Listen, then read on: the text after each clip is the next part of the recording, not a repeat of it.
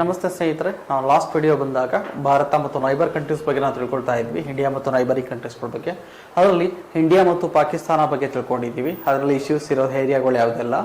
So ಅದರ ಮುಂದುವರಿದ ಭಾಗವಾಗಿ ಇವತ್ತು ನಾವು ತಗೋಣ ಇಂಡಿಯಾ ಮತ್ತು ಚೀನಾದ ಬಗ್ಗೆ ತಿಳ್ಕೊಳ್ತಾ ಹೋಗೋಣ. ಯಾಕಂತಂದರೆ ನಿಮಗೆ ಗೊತ್ತು, ಅತ್ಯಂತ ಹೆಚ್ಚು ಮಹತ್ವಪೂರ್ಣವಾಗಿ ಎಕ್ಸಾಮಲ್ಲಿ ಕೇಳುವಂಥ ಏರಿಯಾನೇ ಇವಾಗ ಇಂಡಿಯಾ ಮತ್ತು ಚೀನಾ, ಇಂಡಿಯಾ ಪಾಕಿಸ್ತಾನ ಬಗ್ಗೆ. ಅದರಲ್ಲಿ ಇಂಡಿಯಾ ಚೀನಾ ಬಗ್ಗೆ ನಾವು ಏನು ಅಂತ ಹೇಳಿದ್ರೆ, ಕರೆಂಟ್ ಅಫೇರ್ಸಲ್ಲಿ ರಿಲೇಷನ್ಸ್ ಎಲ್ಲ ನೀವು ಡಿಸ್ಕಸ್ ಮಾಡ್ತಿರ್ತೀರ. ನಾವು ಅದನ್ನು ಬಿಟ್ಟು ಜಿಯೋಗ್ರಫಿಕಲ್ ಏರಿಯಾದಲ್ಲಿ ಏನೇನು ಕಾನ್ಫ್ಲಿಕ್ಟ್ ಇದೆ ಅದನ್ನು ನಾನು ಇವತ್ತು ನಿಮಗೆ ಮಾತಾಡ್ತಾ ಹೋಗ್ತೀನಿ. ಹಿಯರ್ ಇಂಡಿಯಾ ಮತ್ತು ಚೀನಾ ಡಿಸ್ಪ್ಯೂಟ್. ಇವಾಗ ಮೊದಲನೇದಾಗಿ ನೋಡ್ತಾ ಬರೋಣ ಭಾರತ ಮತ್ತು ಚೀನಾ. ಸೊ ಈ ಭಾರತ ಮತ್ತು ಚೀನಾ ಏನಿದೆ, ಈ ಭಾರತ ಮತ್ತು ಚೀನಾ ಭಾರತದಲ್ಲಿ ಎಲ್ಲೆಲ್ಲಿ ಬೌಂಡ್ರಿ ಶೇರ್ ಮಾಡ್ಕೊಂಡಿದೆ ನೋಡ್ತಾ ಬನ್ನಿ. ನೋಡಿ, ಇಲ್ಲಿ ಜಮ್ಮು ಕಾಶ್ಮೀರ, ಲಡಖ್ ಹೌದಲ್ಲ, ನೋಡಿ ಈ ಭಾಗ ಹೌದಲ್ಲ, ಈ ಭಾಗದಲ್ಲಿ ಬೌಂಡ್ರಿನ ಶೇರ್ ಮಾಡಿದೆ. ಮತ್ತು ಅದನ್ನ ಬಿಟ್ಟರೆ ಸಿಕ್ಕಿಂ ಹತ್ರ, ಅದನ್ನ ಬಿಟ್ಟರೆ ಅರುಣಾಚಲ ಪ್ರದೇಶ, ಇಷ್ಟು ಭಾಗ ಜೊತೆಗೆ ಭಾರತದ ಜೊತೆಗೆ ಬೌಂಡ್ರಿಯನ್ನು ಶೇರ್ ಮಾಡ್ಕೊಂಡಿದೆ. ಯಾವುದು? ಚೀನಾ. ಚೀನಾ ಭಾರತ ಜೊತೆಗೆ ಬೌಂಡ್ರಿಯನ್ನು ಶೇರ್ ಮಾಡುವಂಥ ಭಾಗಗಳು. ಲಾಸ್ಟ್ ಕ್ಲಾಸಲ್ಲಿ ಯಾವ್ಯಾವುದು ಸ್ಟೇಟ್ ಕೂಡ ಬರುತ್ತೆ ಅಂತ ನಾನು ಹೇಳಿದ್ದೀನಿ, ಹೌದಲ್ಲ. ಇದು ಭಾರತ ಮತ್ತು ಚೀನಾದ ನಡುವೆ ಇರುವಂಥ ಬೌಂಡ್ರಿ ಲೈನ್ಗೆ ನಾವು ಏನಂತ ಕರಿತೀವಿ? ಮೆಕ್ಮೋಹನ್ ಲೈನ್ ಅಂತ ಕರಿತಾ ಹೋಗ್ತೀವಿ. ಭಾರತ ಮತ್ತು ಚೀನಾದ ನಡುವೆ ಇರುವಂಥ ಬೌಂಡ್ರಿ ಲೈನ್ಗೆ. ಇನ್ನು ಚೀನಾ ಬರೀ ಭಾರತ ಜೊತೆ ಅಷ್ಟೇ ಇಶ್ಯೂಸ್ನ ಇಟ್ಕೊಂಡಿಲ್ಲ, ಇನ್ನಿತರ ರಾಷ್ಟ್ರಗಳ ಜೊತೆನೂ ಕೂಡ ಇಶ್ಯೂಸ್ನ ಇಟ್ಕೊಂಡಿದೆ. ಯಾವ್ಯಾವ ರಾಷ್ಟ್ರಗಳ ಜೊತೆ ಅಂತ ನೋಡ್ತಾ ಹೋಗೋಣ.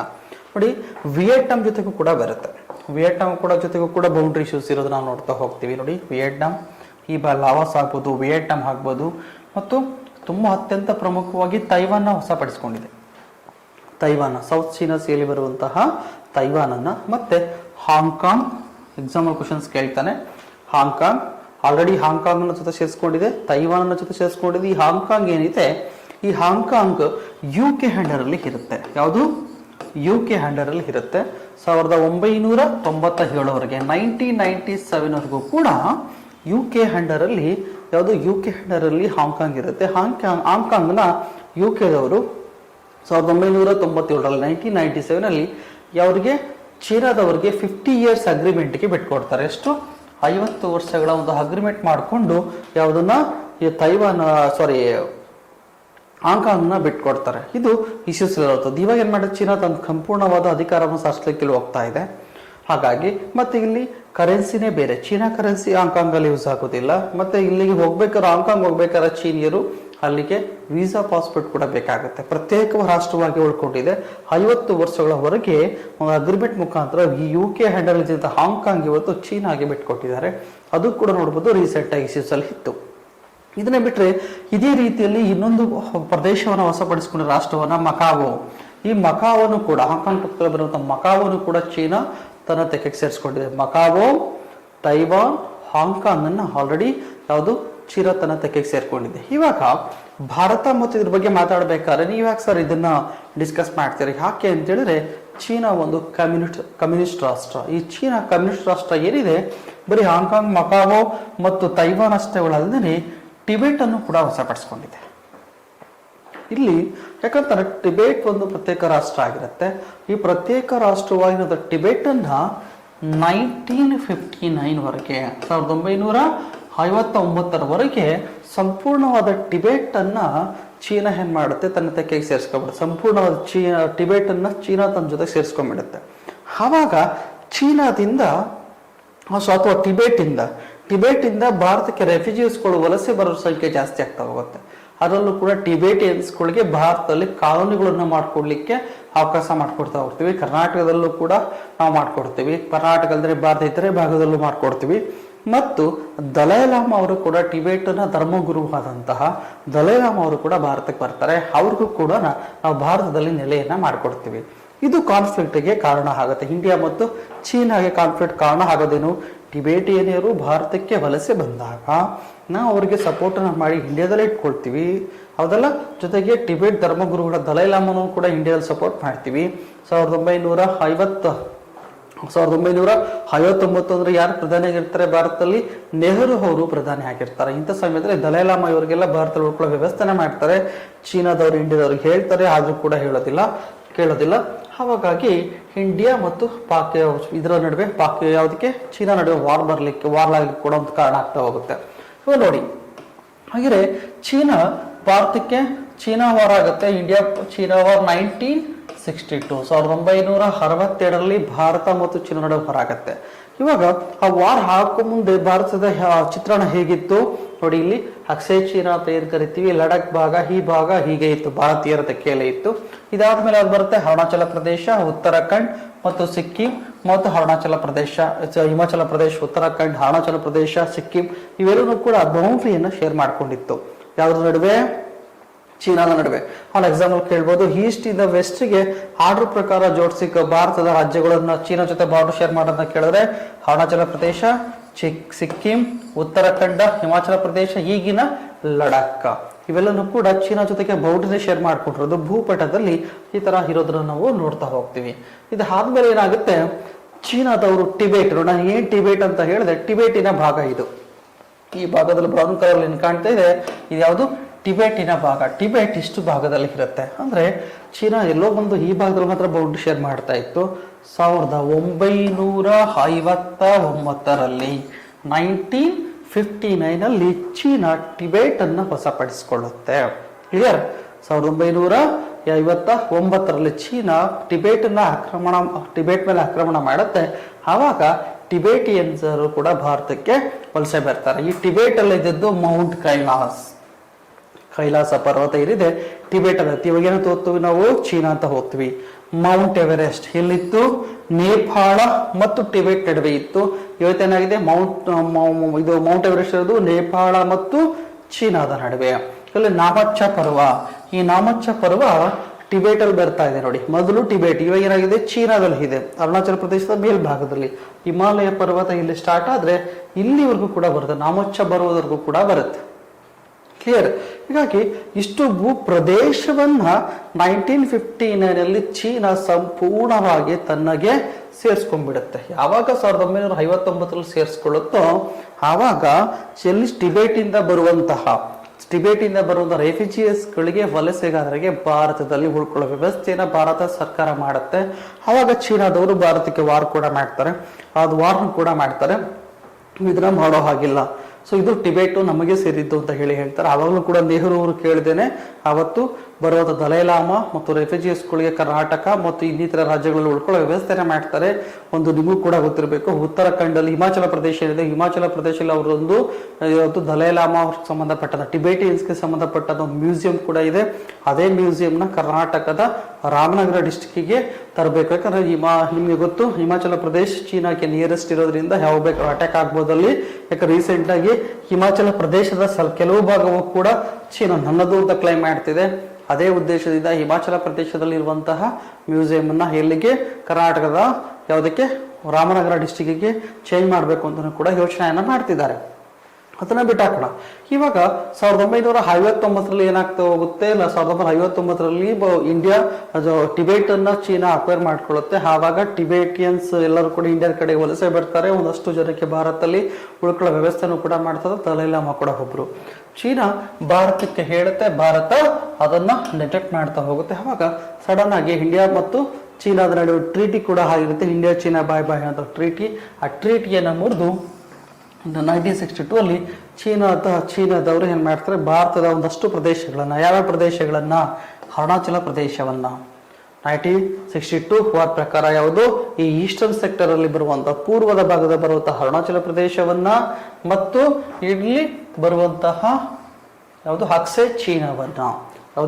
ಅಕ್ಸೈ ಚೀನಾವನ್ನ, ವೆಸ್ಟರ್ನ್ ಸೆಕ್ಟರ್ ಅಲ್ಲಿ ಬರುವಂತಹ ಅಕ್ಸೈ ಚೀನಾ ಎರಡು ಪ್ರದೇಶಗಳನ್ನ ವಶಪಡಿಸ್ಕೊಬಿಡುತ್ತೆ. ಜೊತೆಗೆ ಈ ಸಿಕ್ಕಿಂ ರಾಜ್ಯ ನೋಡಿ, ಇಲ್ಲಿ ಬರ್ತಿರೋದು ಯಾವುದು, ಸಿಕ್ಕಿಂ ರಾಜ್ಯ. ಈ ಸಿಕ್ಕಿಂ ರಾಜ್ಯದಲ್ಲಿ ಒಂದು ಪ್ಲೇಸ್ ಬರ್ತಾ ಇತ್ತು, ಯಾವುದದು, ನಾಥುಲಾ ಪಾಸ್. ಈ ನಾಥುಲಾ ಪಾಸ್ ಏನಿದೆ, ಈ ನಾಥುಲಾ ಪಾಸ್ ಅನ್ನು ಕೂಡ ವಶಪಡಿಸಿಕೊಳ್ಳುತ್ತೆ. ಯಾವುದು, ಚೀನಾ. ನಾಥುಲಾ ಪಾಸ್ ಅರುಣಾಚಲ ಪ್ರದೇಶದಲ್ಲಿ ತವಾಂಗ್ ಅಂತ ಒಂದು ಪ್ಲೇಸ್ ಬರ್ತಾ ಇತ್ತು, ಯಾವುದು, ತವಾಂಗ್. ಅರುಣಾಚಲ ಪ್ರದೇಶದ ತವಾಂಗ್ ಮತ್ತು ನಾಥುಲಾ ಪಾಸ್, ಈ ನಾಥುಲಾ ಪಾಸ್ ಮತ್ತು ಅರುಣಾಚಲ ಪ್ರದೇಶದ ತವಾಂಗ್ ಎರಡನ್ನು ಕೂಡ ಮತ್ತು ವಶಪಡಿಸ್ಕೊಳ್ತಾ ಹೋಗುತ್ತೆ. ಯಾಕೆ ತವಾಂಗ್ ಅನ್ನ ವಶಪಡಿಸ್ಕೊಳುತ್ತೆ 1962 ಅಲ್ಲಿ ಅಂತ ಹೇಳಿದ್ರೆ, ಬೌದ್ಧ ಪಿಲಿಗ್ರಿಮ್ಸ್ಗಳು ಅಂದ್ರೆ ಬೌದ್ಧ ಸನ್ಯಾಸಿಗಳು ವಿಸಿಟ್ ಮಾಡುವಂತ ಸ್ಥಳ ತವಾಂಗ್ ಆಗಿರುತ್ತೆ. ಅಲ್ಲಿಗೆ ದಲೈಲಾಮನು ಕೂಡ ಹೋಗ್ತಾ ಇರ್ತಾರೆ. ಹಾಗಾಗಿ ಮತ್ತೆ ಟಿಬೇಟಿಯನರು ಚೀನಾದ ವಿರುದ್ಧ ತಿರುಗಿ ಬೀಳ್ಬೋದು ಅಂತ ಹೇಳಿ ಈ ಪ್ಲೇಸ್ ನ ಲಾಕ್ ಮಾಡಕ್ ಟ್ರೈ ಮಾಡ್ತಾರೆ. ಚೀನಾದವರು ಯಾವುದು ಅರುಣಾಚಲ ಪ್ರದೇಶ ತವಾಂಗ್ ಮತ್ತು ನಾಥುಲಾ ಪಾಸ್ ಅನ್ನು ಕ್ಲೋಸ್ ಮಾಡ್ತಾರೆ. ಯಾಕೆ ಅಂತ ಹೇಳಿದ್ರೆ ಈ ನಾಥುಲಾ ಪಾಸ್ ಮುಖಾಂತರ ನಿಮ್ಗೆ ಮಾನಸ ಸರೋವರ ಯಾತ್ರೆಯನ್ನ ಕೈಗೊಳ್ಳಬೇಕು ಅಂದ್ರೆ ಸಾಮಾನ್ಯವಾಗಿ ಇಲ್ಲಿ ಇರುವಂತಹ ಸಿಕ್ಕಿಂ ಅಲ್ಲಿ ಇರುವಂತಹ ನಾಥುಲಾ ಪಾಸ್ ಮುಖಾಂತರ ನಾವು ಹೋಗ್ತಾ ಇರ್ತೀವಿ. ಇಲ್ಲಿ ಮಾನಸ ಸರೋವರ ಬರೋದು ಇಲ್ಲಿ ಹೌದಲ್ಲ, ಈ ಮಾನಸ ಸರೋವರ ಬರುತ್ತಲ್ಲ ಇಲ್ಲಿಗೆ ನಾಥುಲಾ ಪಾಸ್ ಮುಖಾಂತರ ಹೋಗ್ತಾ ಇರ್ತೀವಿ. ಇನ್ನು ಚೀನಿ ಯಾತ್ರಿಕರು ಕೂಡ ಭಾರತಕ್ಕೆ ಊಹೆನ್ ಸಾಕಾಗ್ಬೋದು, ಇವರೆಲ್ಲ ಬರಬೇಕು ಭಾರತಕ್ಕೆ ಅಂದಾಗ ಈ ನಾಥುಲಾ ಪಾಸ್ ಮುಖಾಂತರನೇ ಇಂಡಿಯಾಗೆ ಬರ್ತಾ ಇರ್ತಾರೆ. ಸೊ ಇದೊಂದು ಟ್ರೇಡ್ ರೋಡ್ ಕೂಡ ಆಗಿರುತ್ತೆ. ಏನ್ಸೆಂಟ್ ಟೈಮಲ್ಲಿ ಬಂದಾಗ ಪ್ರಾಚೀನ ಭಾರತ, ಮಿಡಲ್ ಇಂಡಿಯಾ, ಇದು ಮಧ್ಯ ಭಾರತದ ಯುಗದಲ್ಲಿ ಬಂದಾಗ ಇತಿಹಾಸದಲ್ಲಿ ಇದು ಭಾರತ ಮತ್ತು ಚೀನಾದ ನಡುವೆ ಯಾವುದೋ ಕನೆಕ್ಟ್ ಅನ್ನ ಮಾಡ್ತಾ ಇರುತ್ತೆ. ಯಾವುದು ನಾಥುಲಾ ಪಾಸ್ ಎಲ್ಲಿ ಬರ್ತಿದೆ, ಸಿಕ್ಕಿಂ ಅಲ್ಲಿ ಬರ್ತಾ ಇದೆ. ಇದು ಯಾವ್ದನ್ನ ಕನೆಕ್ಟ್ ಮಾಡುತ್ತೆ, ಚೀನಾ ಮತ್ತು ಮೊದಲು ಟಿಬೇಟ್ ಮತ್ತು ಭಾರತ ಮಾಡ್ತಾ ಇತ್ತು, ಇವಾಗ ಚೀನಾ ಮತ್ತು ಭಾರತವನ್ನ ಕನೆಕ್ಟ್ ಮಾಡ್ತಿದೆ. ಈ ಒಂದು ನಾಥುಲಾ ಪಾಸ್ ಕ್ಲೋಸ್ ಆಗಿರುತ್ತೆ. ಕ್ಲೋಸ್ ಆಗಿರೋ ನಾಥುಲಾ ಪಾಸ್ ಅನ್ನ 2008ರಲ್ಲಿ ಓಪನ್ ಅನ್ನ ಮಾಡಿದ್ದಾರೆ. 2008 ಅಲ್ಲಿ ಓಪನ್ ಮಾಡಿದ್ದಾರೆ. ಇವತ್ತು ಕೂಡ ಅರುಣಾಚಲ ಪ್ರದೇಶದ ಭಾಗಗಳನ್ನ ಚೀನಾ ತನಗೆ ಸೇರಿದ್ದು ಅಂತಾನು ಕೂಡ ಹೇಳ್ಕೊಳ್ತಾ ಇದೆ. ಅದೇ ರೀತಿಯಲ್ಲಿ ಈ ಅಕ್ಸೈ ಚೀನಾವನ್ನ ವಶಪಡಿಸಿಕೊಳ್ಳುತ್ತೆ. 1962 ಅಲ್ಲಿ ಏನಾಗುತ್ತೆ, ಅಕ್ಸೈ ಚೀನಾವನ್ನ ವಶಪಡಿಸಿಕೊಳ್ಳುತ್ತೆ.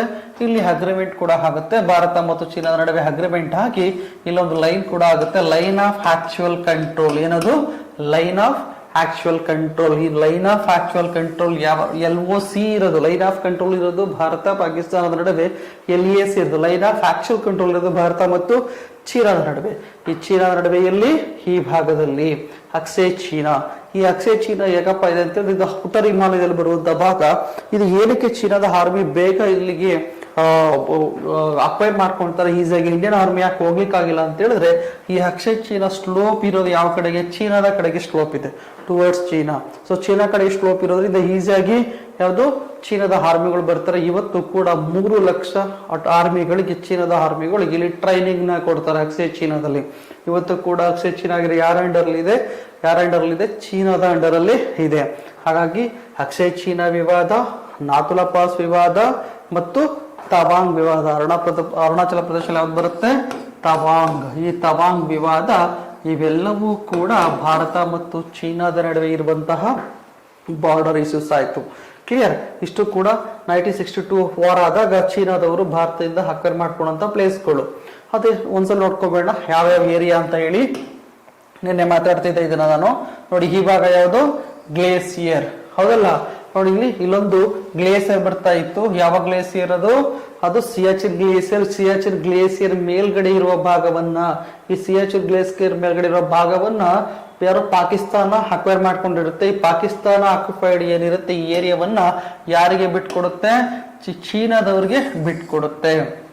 ನೋಡಿ ಇದನ್ನು ಸೇರಿಸ್ಕೊಂಡಿದ್ದು ಪಾಕಿಸ್ತಾನದವರು, ಬಿಟ್ಕೊಟ್ಟಿರೋದು ಚೀನಾಗೆ ಹೌದಲ್ಲ, ಚೀನಾಗೆ ಬಿಟ್ಕೊಟ್ಟಿದೆ. ಕ್ಲೈಮ್ ಮಾಡ್ತಿರೋದು ಯಾವುದು, ಇಂಡಿಯಾ. ಅಕ್ಸೈ ಯಾವುದು, ಗ್ಲೇಸಿಯರ್ ಮೇಲ್ಭಾಗದಲ್ಲಿ. ಇದಾದ್ಮೇಲೆ ಇದೇ ಭಾಗವನ್ನು ಅಕ್ಸೈ ಚೀನಾವನ್ನು ಕೂಡ ಏನ್ ಮಾಡ್ತಾರೆ, ಚೀನಾದವರು ಅಕ್ವೈರ್ ಮಾಡ್ಕೊಳ್ತಾರೆ. ಯಾವಾಗ, 1962ರಲ್ಲಿ ಹೌದಲ್ಲ. ಇದೇ ರೀತಿಯ ಜಮ್ಮು ಕಾಶ್ಮೀರದ ಇನ್ನೊಂದು ಭಾಗ ಬರುತ್ತೆ, ಇದು ಲಡಾಖಿನ ಕೆಳಭಾಗ, ಇದನ್ನು ಕೂಡ ಕ್ಲೈಮ್ ಮಾಡ್ತಿದೆ. ಮತ್ತೆ ಉತ್ತರಾಖಂಡ್ ಮತ್ತೆ ಹಿಮಾಚಲ ಪ್ರದೇಶದ ಇಷ್ಟು ಭಾಗದಲ್ಲೂ ಕೂಡ ಇವತ್ತು ಡಿಸ್ಪ್ಯೂಟೆಡ್ ಏರಿಯಾ ಆಗಿದೆ. ಇವೆರಡು ಕೂಡ ಇಶ್ಯೂಸ್ ಇರುವಂತದ್ದು ಆಗಿದೆ. ಹಿಮಾಚಲ ಪ್ರದೇಶದಲ್ಲೂ ಕೂಡ ಇಶ್ಯೂಸ್ ಇದೆ, ಉತ್ತರಾಖಂಡ್ ಅಲ್ಲೂ ಕೂಡ ಇಶ್ಯೂಸ್ ಇದೆ. ನೋಡಿ ಜಮ್ಮು ಕಾಶ್ಮೀರದಲ್ಲಿ ಬರುವಂತಹ ಲಡಾಖ್ ಅಲ್ಲೂ ಕೂಡ ಇಶ್ಯೂಸ್ ಇದೆ ಭಾರತ ಮತ್ತು ಚೀನಾದ ನಡುವೆ. ಇದಾದ್ಮೇಲೆ ನೋಡಿ ಇಲ್ಲಿ ನಿಮ್ಗೆ ಹೇಳಿದಂತದ್ದು ಬಾಸ್, ನೋಡಿ ಇಲ್ಲಿ ಯಾವುದು, ತವಾಂಗ್. ನೋಡಿ ಯಾವುದು, ತವಾಂಗ್ ಇಶ್ಯೂಸ್ ಇರೋದು. ತವಾಂಗ್ ಬರ್ತಿರೋದ್ರಲ್ಲಿ ಅರುಣಾಚಲ ಪ್ರದೇಶ. ಈ ತವಾಂಗ್ ಇಶ್ಯೂಸ್ ಕೂಡ ಭಾರತ ಮತ್ತು ಚೀನಾ ನಡುವೆ ಇದೆ. ಮತ್ತು ಈ ಅರುಣಾಚಲ ಪ್ರದೇಶವೇ ನನಗೆ ಸೇರಿದ್ದು ಅಂತ ಹೇಳುತ್ತೆ. ಇಲ್ಲಿ ಮೆಕ್ಮೋಹನ್ ಲೈನ್ ಬರುತ್ತಲ್ಲ ಅಂತ ಹೇಳಿದ್ರೆ ನಾನು, ಹೌದಲ್ಲ. ಮೆಕ್ಮೋಹನ್ ಲೈನ್ ಯಾವ ರಾಷ್ಟ್ರಗಳ ನಡುವೆ ಬರ್ತಾ ಇದೆ, ಭಾರತ ಮತ್ತು ಚೀನಾ ನಡುವೆ. ಇಲ್ಲಿ ಮೆಕ್ಮೋಹನ್ ಲೈನ್ ಬರ್ತಾ ಇರೋದು ಯಾವುದು, ನಿಮ್ಮ ಅರುಣಾಚಲ ಪ್ರದೇಶ ಆದ್ಮೇಲೆ. ಆದ್ರೆ ಅವರು ಮೆಕ್ಮೋಹನ್ ಲೈನ್ ಬಿಟ್ಟು ಇಡೀ ಅರುಣಾಚಲ ಪ್ರದೇಶವೇ ನಮಗೆ ಸೇರಿದ್ದು ಅಂತ ಹೇಳಿ ಕ್ಲೈಮ್ ಮಾಡ್ತಿದ್ದಾರೆ ಯಾರು, ಚೀನಾದವರು. ಹಾಗಾಗಿ ತವಾಂಗ್ ಅರುಣಾಚಲ ಪ್ರದೇಶ, ಇಲ್ಲಿ ಬರುವಂತಹ ನಾಥುಲಾ ಪಾಸ್, ಯಾವುದು, ನಾಥುಲಾ ಪಾಸ್, ಇಷ್ಟು ಕೂಡ ಭಾರತ ಮತ್ತು ಚೀನಾದ ನಡುವೆ ಯಾವ್ದು ಏರಿಯಾ ಡಿಸ್ಟ್ರಿಬ್ಯೂಟ್ ಇರುವಂತದ್ದು, ಜಿಯೋಗ್ರಫಿಕಲ್ ಏರಿಯಾ ಡಿಸ್ಟ್ರಿಬ್ಯೂಟ್ ಇರೋದನ್ನ ನಾವು ನೋಡಿದ್ವಿ. ನೆಕ್ಸ್ಟ್ ನೋಡೋಣ. ಹಾಗಿದ್ರೆ ಇದೇ ಭಾಗದಲ್ಲಿ ಹಾಗೆ ವಾಟರ್ ಡಿಸ್ಪ್ಯೂಟ್ ಏನಾದ್ರು ಇದೆಯಾ ಭಾರತ ಮತ್ತು ಚೀನಾದ ನಡುವೆ, ರೀಸೆಂಟ್ ವಿಷಯ ಆಮೇಲೆ ಮಾತಾಡ್ತೀನಿ. ಭಾರತ ಮತ್ತು ಚೀನಾ ನಡುವೆ ವಾಟರ್ ಡಿಸ್ಪ್ಯೂಟ್ ಯಾವ್ದು ಇದೆ? ಹೌದು. ಯಾಕಂತ ಹೇಳಿದ್ರೆ ಇದೇ ಕೈಲಾಸ ಪರ್ವತ ಕೆಳಗಡೆ ಬರುವಂತಹ ಮಾನಸ ಸರೋವರದಲ್ಲಿ, ಅದು ಈ ಮಾನಸ ಸರೋವರ ಹತ್ರ ಕುಂಗುಡ್ಸೆ ಲೇಕ್ ಅಂತ ಬರುತ್ತೆ. ಯಾವುದು ಮಾನಸ ಸರೋವರ ಹತ್ರ ಬರುತ್ತೋ ಕುಂಗುಡ್ಸೆ ಲೇಕ್ ಹತ್ರ ಈ ಬ್ರಹ್ಮಪುತ್ರ ನದಿ ಹುಟ್ಟುತ್ತಾ ಹೋಗುತ್ತೆ. ಕುಂಗುಡ್ಸೆ ಲೇಕ್ ಹತ್ರ ಒಂದು ನದಿ ಹುಟ್ಟುತ್ತೆ. ಇದಕ್ಕೆ ನಾವು ಭಾರತದಲ್ಲಿ ಬ್ರಹ್ಮಪುತ್ರ ಅಂತ ಕರಿತೀವಿ. ಅದೇ ಚೀನಾದಲ್ಲಿ ಇದಕ್ಕೆ ಯಾರ್ಲುಂಗ್ ಜಾಂಗ್ಬೋ ರಿವರ್ ಅಂತ ಕರಿತೀವಿ. ಯಾರ್ಲುಂಗ್ ಜಾಂಗ್ಬೋ ನದಿ. ಈ ಹಾರ್ಲುಂಗ್ ಜಾಂಗ್ಬೋ ನದಿ ಯಾವ ರಾಜ್ಯದ ಎಲ್ಲಿ ಕರೀತಾರೆ? ಟಿಬೇಟ್ ಅಲ್ಲಿ ಬ್ರಹ್ಮಪುತ್ರ ನದಿಗೆ, ಟಿಬೇಟಿನ ಭಾಗ ಅಥವಾ ಇವಾಗ ಚೀನಾದ ಭಾಗ, ಈ ಚೀನಾದಲ್ಲಿರುವಂತಹ ಭಾಗ ಅಂತ ಕರಿತೀವಿ ಹ್ಯಾರ್ಲುಂಗ್ ಜಾಂಗ್ಬೋ ರಿವರ್ ಅಂತ ಕರಿತೀವಿ. ಹ್ಯಾರ್ಲುಂಗ್ ಜಾಂಗ್ಬೋ ರಿವರ್ ಇವತ್ತು ಬ್ರಹ್ಮಪುತ್ರ ನೋಡಿ. ಹೌದಲ್ಲ, ಈ ಮಾನಸ ಸರೋವರ ಅಥವಾ ಕುಂಗುಡ್ಸೆ ಲೇಕಲ್ಲಿ ಹುಟ್ಟುವಂತಹ ಈ ನದಿ ನೀರು ಏನ್ ಮಾಡುತ್ತೆ, ಇಲ್ಲಿ ನಿಮ್ಗಾಗ್ಲೇ ನಾಮಚ್ಚ ಬರುವ ಅಂತ ತೋರಿಸಿದ್ನಲ್ಲ, ಈ ನಾಮಚ್ಚ ಪರ್ವವನ್ನ ಬಳಸ್ಕೊಂಡು, ನಾಮಚ್ಚ ಪರ್ವ ಇಲ್ಲಿ ಬರುತ್ತೆ, ಈ ನಾಮಚ್ಚ ಪರ್ವನ ಬಳಸ್ಕೊಂಡು ಅರುಣಾಚಲ ಪ್ರದೇಶದಲ್ಲಿ ದಿಹಾಂಗ್ ಅನ್ನೋ ಪ್ಲೇಸ್ ಬರುತ್ತೆ. ದಿಹಾಂಗ್ ಅನ್ನೋ ಪ್ಲೇಸ್ ಅಲ್ಲಿ ಭಾರತಕ್ಕೆ ಎಂಟ್ರಿ ಕೊಟ್ಕೊಡುತ್ತೆ. ಅದಾದ್ಮೇಲೆ ಅಸ್ಸಾಂಗೆ ಬರುತ್ತೆ. ಅಸ್ಸಾಮಿಂದ ಮುಂದೆ ಬಂದು ಮೇಘಾಲಯ ಬಂದು ಇಲ್ಲೇನ್ ಮಾಡುತ್ತೆ, ಇದು ಬಾಂಗ್ಲಾದೇಶಕ್ಕೆ ಹೋಗುತ್ತೆ. ಬಾಂಗ್ಲಾದೇಶದಿಂದ ಮುಂದೆ ಹೋಗಿ ಇಂಡಿಯನ್ ಓಷನ್ಗೆ ಹೋಗ್ಬಿಟ್ಟು ಜಾಯಿನ್ ಆಗ್ಬಿಡುತ್ತೆ. ಅದು ಬಂಗಾಳ ಕೊಳ್ಳಿಗೆ ಹೋಗಿ ಸೇರ್ಕೊಳ್ಳುತ್ತೆ. ಹೌದಲ್ಲ, ಈಗ ಬರ್ತಿರೋಂಥ ನೀರಿಗೆ ಏನ್ ಮಾಡ್ತಾ ಹೋಗ್ತಾರೆ, ಚೀನಿಯರು ಒಂದು ಡ್ಯಾಮ್ ಅನ್ನ ಕಟ್ತಾರೆ. ಅದೇ ತುಂಬಾ ಇಂಪಾರ್ಟೆಂಟ್ ಆಗಿರುತ್ತದೆ, ಯಾರ್ಲುಂಗ್ ಜಾಂಗ್ಬೋ ಜಿಯಾಂಗ್ ಡ್ಯಾಮ್ಗೆ, ನದಿಗೆ ಯಾವ ಡ್ಯಾಮ್ ಅನ್ನ ಕಟ್ತೀವಿ? ಯಾರ್ಲುಂಗ್ ಡ್ಯಾಮ್ ನ ಕಟ್ತೀವಿ. ಅದೇ ಭಾಗದಲ್ಲಿ 4 ಅಣೆಕಟ್ಟುಗಳನ್ನ ಕಟ್ತಾರೆ. ತುಂಬಾ ಇಂಪಾರ್ಟೆಂಟ್. ಇದುವರೆಗೂ ಹ್ಯಾರ್ಲುಂಗ್ ಡ್ಯಾಮ್ ಅಂದ್ರೆ ಒಂದೊಂದು ಅನ್ಕೊಂಡಿದೀವಿ. ಅದಲ್ಲ, ಹ್ಯಾರ್ಲುಂಗ್ ಡ್ಯಾಮ್ ಎಷ್ಟು? ಒಂದೇ ಪ್ರದೇಶದಲ್ಲಿ 4 ಅಣೆಕಟ್ಟೆಗಳನ್ನ ಕಟ್ತಾರೆ. ಮೊದಲನೇ ಡ್ಯಾಮ್ಗೆ ಅಂತ ಕರಿತೀವಿ ದಗು. ಇಲ್ಲಿ ದಗು ಅನ್ನೋ ಪ್ಲೇಸ್ ಅಲ್ಲಿ ಒಂದು ಡ್ಯಾಮ್ ಅನ್ನ ಕಟ್ತೀವಿ. ಇಲ್ಲಿ 640 ಮೆಗಾವ್ಯಾಟ್ ಅಷ್ಟು ವಿದ್ಯುತ್ ಪ್ರೊಡ್ಯೂಸ್ ಅನ್ನ ಮಾಡಕ್ ಹೊರಡ್ತಾರೆ. ಇದ್ರ ವಿರುದ್ಧ ಭಾರತ ಕೇಸ್ ಕೂಡ ಹಾಕೊಂಡಿದೆ ಇವತ್ತು. ಜಿಕ್ಸು ನೋಡಿ, ಜಿಕ್ಸು ಹತ್ರನು ಕೂಡ ಎರಡನೇದು ಯಾವುದು? ಎರಡನೇ ಡ್ಯಾಮ್ ಜಿಕ್ಸು ಡ್ಯಾಮ್. ಇದು ಕೂಡ ಬರ್ತಿರೋದು ಯಾವ್ದು? ಹ್ಯಾರ್ಲುಂಗ್ ಜಾಂಗ್ಬೋ ನದಿಗೆನೆ ಬರ್ತಾ ಇದೆ. ಇದು ಕೂಡ ಟಿಬೇಟ್ ಅಲ್ಲಿ ಕಟ್ತಾ ಇರೋದು ಅಥವಾ ಚೀನಾ ಭಾಗದಲ್ಲಿ ಕಟ್ತಾ ಇದೆ. ಇದು ಜಾಂಗ್ಮೂ. ಈ ಜಾಂಗ್ಮೂ ಅನ್ನು ಕೂಡ ಯಾವುದು? ವಿದ್ಯುತ್ ಅನ್ನು ಉತ್ಪತ್ತಿ ಮಾಡ್ತಿರೋದು. 3ನೇ ಡ್ಯಾಮ್ ಅನ್ನ ಕಟ್ತಾ ಇದ್ದಾರೆ. ಅದೇ ಭಾಗದಲ್ಲಿ 4ನೇ ಡ್ಯಾಮ್ ಅನ್ನ ಜಿಕ್ಚಾ ಅಥವಾ ಜಿಕ್ ಅನ್ನೋ ಒಂದು ಪ್ಲೇಸ್ ಅಲ್ಲಿ ಕಟ್ತಾ ಇದ್ದಾರೆ ಚೀನಾದವರು. ಇದು ಕೂಡ ಈ ತರ 4 ಡ್ಯಾಮ್ಗಳನ್ನ ಕನ್ಸ್ಟ್ರಕ್ಟ್ ಮಾಡಿದ್ದಾರೆ ಒಂದೇ ಭಾಗದಲ್ಲಿ. ನೋಡಿ, ಭಾರತಕ್ಕೆ ನದಿ ನೀರು ಬರ್ತಾ ಇತ್ತು. ಬರ್ತಿರೋ ನದಿ ನೀರಿಗೆ ಇವ್ರೇನ್ ಮಾಡ್ತೀವಿ? ವಿದ್ಯುತ್ ಅನ್ನ ಉತ್ಪತ್ತಿ ಮಾಡ್ತೀವಿ ಅಂತ ನಮ್ಗೆ ಹೇಳಿರೋದು. ಹೈಡ್ರೋ ಎಲೆಕ್ಟ್ರಿಸಿಟಿನ ಪ್ರೊಡ್ಯೂಸ್ ಮಾಡ್ತೀವಿ ಅಂತ. ಆದ್ರೆ ಇವರು ಒಂದು ಬ್ರಿಲಿಯಂಟ್ ಐಡಿಯಾವನ್ನ ಮಾಡ್ತಾರೆ. ಯಾರು? ಚೀನಾದವರು. ಏನ್ ಮಾಡ್ತಾರೆ? ಇಲ್ಲಿ ಹ್ಯಾರ್ಲುಂಗ್ ಡ್ಯಾಮ್ ಅನ್ನ ಕಟ್ಟಿ, 4 ಡ್ಯಾಮ್ಗಳನ್ನ ಕಟ್ಟಿ ನೀರನ್ನ ಸೇಕರಣೆ ಮಾಡಿ ಅಲ್ಲಿಂದ ಕೆನಲ್ಗಳ ಮುಖಾಂತರ, ಸುರಂಗ ಮಾರ್ಗದ ಮುಖಾಂತರ, ಟನಲ್ಗಳ ಮುಖಾಂತರ ದೂರದಲ್ಲಿ ಇರುವಂತಹ ಗೋಬಿ ಡೆಸರ್ಟ್ಗೆ ಹರಿಸ್ತಾರೆ. ಸೊ ಹ್ಯಾರ್ಲುಂಗ್ ಡ್ಯಾಮ್ ಇಂದ ನೀರನ್ನ ತಗೊಂಡು, ಹ್ಯಾರ್ಲುಂಗ್ ಡ್ಯಾಮ್ಗೆ ನದಿಗೆ ಕಟ್ಟೋದ ಡ್ಯಾಮ್ ಇಂದ ನೀರನ್ನ ತಗೊಂಡು ಇವ್ರೇನ್ ಮಾಡ್ತಿದ್ದಾರೆ ಇವತ್ತು? ಇಲ್ಲಿ ಗೋಬಿ ಡೆಸರ್ಟ್ಗೆ ಹರಿಸ್ತಾರೆ. ಗೋಬಿ ಡೆಸರ್ಟ್ ಅಲ್ಲಿ ಅಂದ್ರೆ ಡೆಸರ್ಟ್ ಏರಿಯಾಗೆ ಕಂಟಿನ್ಯೂಸ್ ಆಗಿ ನೀವು ವಾಟರ್ ಸಪ್ಲೈ ಮಾಡ್ತಿದ್ರೆ ವಿತಿನ್ 100 years ಅಲ್ಲಿ ಸಂಪೂರ್ಣವಾಗಿ ಅದು ಅಗ್ರಿಕಲ್ಚರ್ ಲ್ಯಾಂಡ್ ಆಗಿ ಕನ್ವರ್ಟ್ ಆಗುತ್ತೆ. ಅಂದ್ರೆ ಕೃಷಿಯನ್ನ ಮಾಡಬಹುದು ಯಾವ್ದ್ರಲ್ಲಿ?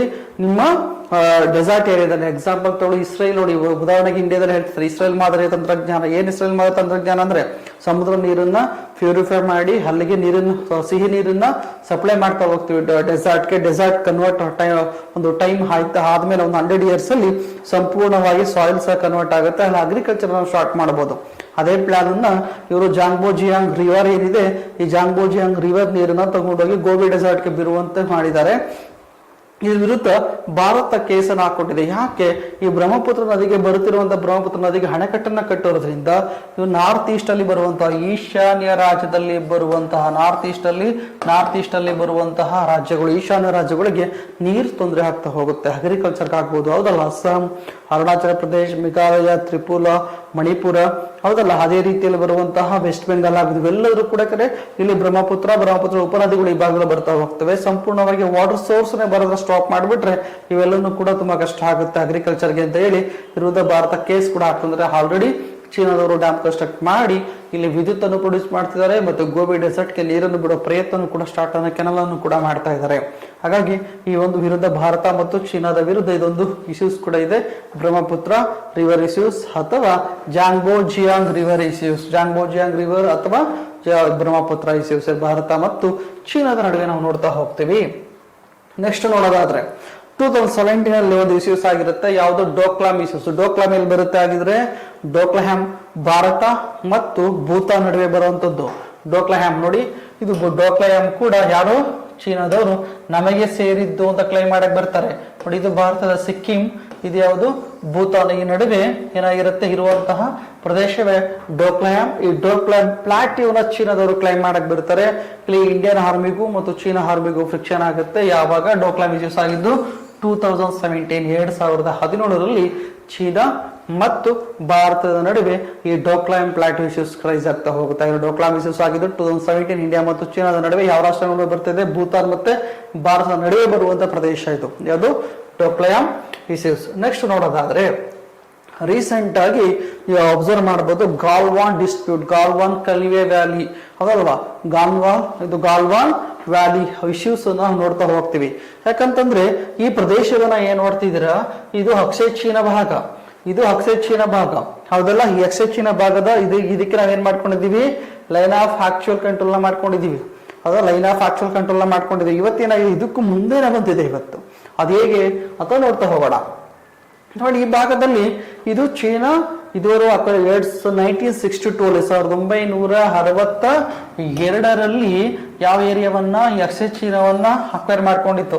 ಇವತ್ತು ಕೂಡ ಚೀನಾ ಅಂಡರಲ್ಲಿ ಇದೆ ಹೌದಲ್ಲ. ಕೋಲ್ಡ್ ಡೆಸರ್ಟ್ ಕೂಡ ಭಾಗದಲ್ಲಿ, ಇದೇ ಭಾಗದಲ್ಲಿ ಒಂದು ಶೀತ ಮರುಭೂಮಿ ಕೂಡ ಬರುತ್ತೆ ಲಡಾಖ್ ಅಲ್ಲಿ ಹೌದಲ್ಲ. ಅಕ್ಷಯ ಚೀನಾದಲ್ಲೂ ಕೂಡ ಬರುತ್ತೆ ನೋಡಿ. ಈ ಭಾಗ ಏನಿದೆ ಇಲ್ಲೇ ಯಾವ್ದು ಕೂಡ ಬರುತ್ತೆ. ನಿನ್ನೆ ಕ್ಲಾಸ್ ಅಲ್ಲಿ ಹೇಳ್ತಾ ಇದೆ ಕಾರಾಕೋರಂ ರೇಂಜ್, ಕಾರಾಕೋರಂ ಶ್ರೇಣಿ, ಈ ಕಾರಾಕೋರಂ ರೇಂಜ್ ಕೂಡ ಇದೇ ಭಾಗದಲ್ಲಿ ಬರ್ತಾ ಇದೆ. ನೆಕ್ಸ್ಟ್ ನೋಡೋದಾದ್ರೆ ಇಲ್ಲಿ ನೋಡಿ, ಈ ಅಬ್ಸರ್ವ್ ಮಾಡ್ಬೇಕು ಇದನ್ನ. ಇವುದು ಎಕ್ಸಾಮ್ ಅಲ್ಲಿ ಕ್ವಶನ್ಸ್ ಕೇಳೋ ಸಾಧ್ಯತೆ ಇರುತ್ತೆ ಹೌದಲ್ಲ.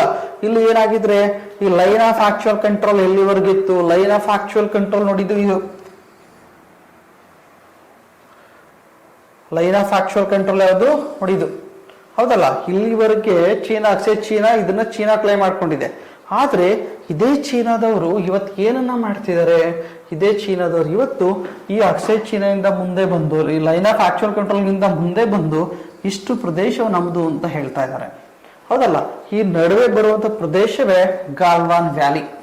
ಯಾವುದು ಈ ಗಾಲ್ವಾನ್ ವ್ಯಾಲಿ. ಈ ಗಾಲ್ವಾನ್ ವ್ಯಾಲಿಯಲ್ಲಿ ಇವತ್ತು ಇಂಡಿಯಾ ಮತ್ತು ಪಾಕಿಸ್ತಾನದ ನಡುವೆ ಒಂದಷ್ಟು ಸೈನಿಕರು ಕೂಡ ಸತ್ತಿದ್ದಾರೆ, ಅದು ಕೂಡ ಗೊತ್ತಿರುತ್ತೆ ನಿಮಗೆ. ಗಾಲ್ವಾನ್ ವ್ಯಾಲಿ ಬರ್ತಿರೋದ್ರಲ್ಲಿ ಲಡಾಖ್ ಹತ್ರ. ಈ ಲಡಾಖ್ ಅಲ್ಲಿ LAC ಯಾವುದು LAC line of actual control ಹಾಗೆ ಬರ್ತಿರೋ ಪ್ರದೇಶ. ಆಕ್ಚುಲಿ ಇಲ್ಲಿವರೆಗೆ ಇಂಡಿಯಾಗೆ ಸೇರ್ಬೇಕಾಗಿರೋದು ಅಂತ ಇಂಡಿಯಾ ಹೇಳ್ತಾ ಇದೆ. ಚೀನಾದವರು ಇವಾಗ ಹೊಸದಾಗಿ ಹೇಳ್ತಿರೋದೇನು, ಇದುವರೆಗೆ ನನಗೆ ಸೇರ್ಬೇಕು ಅಂತ ಚೀನಾದವರು ಕ್ಲೈಮ್ ಮಾಡ್ತಿದ್ದಾರೆ. ಇದು ಇಶ್ಯೂಸ್ ಅಲ್ಲಿ ಇರುವಂತದ್ದು ಇವಾಗ. ಹಾಗಿದ್ರೆ ನೋಡ್ತಾ ಹೋಗೋಣ ಇಲ್ಲಿ. ಹಾಗಿದ್ರೆ ಇದು ಯಾಕೆ ಇಶ್ಯೂಸ್ ಬರುತ್ತೆ, ಎಷ್ಟು ಪ್ರಮುಖವಾದ ಪಾತ್ರ ವಹಿಸುತ್ತೆ ಇದು. ಇಲ್ಲಿ ನೀವು ನೋಡ್ತಾ ಇರೋದಾದ್ರೆ ನೋಡಿ, ಇದು ಚೀನಾ ಅಕ್ಷಯ ಚೀನಾನ ಅಕ್ವೈರ್ ಮಾಡ್ಕೊಂಡಿದೆ. ಭಾರತ ಇಲ್ಲಿವರೆಗೂ ನನಗೆ ಸೇರಿದ್ದು ಅಂತ ಹೇಳ್ತಾ ಇದೆ ನೋಡಿ. ಈ ಭಾಗದಲ್ಲಿ ಇಲ್ಲಿ ಸಿಯಾಚಿನ್ ಗ್ಲೇಸಿಯರ್ ಇದೆ ಅದೆಲ್ಲ. ಇಲ್ಲಿ ಬಂದ ನದಿ ಕೂಡ ಬರ್ತಾ ಇದೆ ನೋಡಿ. ಈ ನದಿನ ಶಿಯೋಕ್ ರಿವರ್ ಅಂತ ಕರೀತಾ ಹೋಗ್ತೀವಿ. ಯಾವುದು ಶಿಯೋಕ್ ರಿವರ್. ಈ ಶಿಯೋಕ್ ರಿವರ್ ಯಾವ ನದಿಯ ಉಪನದಿ ನಿಮಗೆ? ಈ ಶಿಯೋಕ್ ರಿವರ್ ಏನಿದೆ ಇದು ಇಂಡಸ್ ನದಿಯ ಉಪನದಿ. ಯಾವ ನದಿಯ ಉಪನದಿ ಇದು ಇಂಡಸ್ ನದಿಯ ಉಪನದಿ, ಅಂದ್ರೆ ಸಿಂಧೂ ನದಿಯ ಉಪನದಿ ಶಿಯೋಕ್. ಈ ಶಿಯೋಕ್ಗೆ ಒಂದು ಟ್ರಿಬ್ಯೂಟರಿ ಬರುತ್ತೆ, ಶಿಯೋಕ್ಗೆ ಒಂದು ಉಪನದಿ ಇದೆ, ಅದೇ ಯಾವುದು ಗಾಲ್ವಾನ್. ಈ ಶಿಯೋಕ್ ನದಿಯ ಉಪನದಿ ಯಾವುದು ಗಾಲ್ವಾನ್. ಈ ಗಾಲ್ವಾನ್ ನದಿ ಹರಿಯೋ ಪ್ರದೇಶದಲ್ಲಿ ಗಾಲ್ವಾನ್ ವ್ಯಾಲಿ ಬರೋದು ನೋಡಿ. ಈ ಭಾಗದಲ್ಲಿ ಗಾಲ್ವಾನ್ ವ್ಯಾಲಿ ಬರೋದು. ಇದು ಇವತ್ತು ಡಿಸ್ಪ್ಯೂಟೆಡ್ ಏರಿಯಾ ಆಗಿದೆ ಇವತ್ತು. ಯಾವುದು ಯಾಕಂತ ಹೇಳಿದ್ರೆ ಈ ಪ್ರದೇಶವನ್ನ ಅಕ್ವೈರ್ ಮಾಡ್ಕೊಂಡ್ರೆ ಇವತ್ತು ಯಾಕಂದ್ರೆ ಇಂಡಿಯಾದಲ್ಲಿ ಇದೇನು ಶಿಯೋಕ್ ರಿವರ್ ಇದೆ ಈ ಭಾಗದಲ್ಲಿ ಇಂಡಿಯಾದಲ್ಲಿ ಒಂದು ರೋಡ್ ಕನ್ಸ್ಟ್ರಕ್ಷನ್ ಸ್ಟಾರ್ಟ್ ಆಗಿದೆ ಹೌದಲ್ಲ.